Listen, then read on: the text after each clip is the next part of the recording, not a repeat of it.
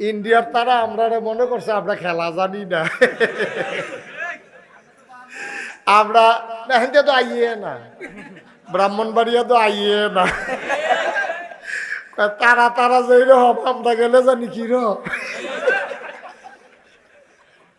ঠিক নি রে? হ্যাঁ, তারা মনে করছে আমরা মনে সুইটটা রয়েছি।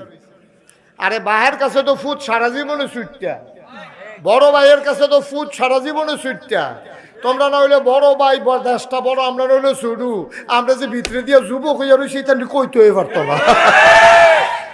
আমি বলেছি ভারত যদি এই দুঃসাহস দেখায়, বাংলাদেশের দিকে যদি চোখ রাঙায়, বাংলাদেশের 18 কোটি জনতা প্রমাণ করে দিতে হবে, প্রমাণ করে ভারত নামক রাষ্ট্র মাটির সাথে মিশিয়ে দিতে হবে।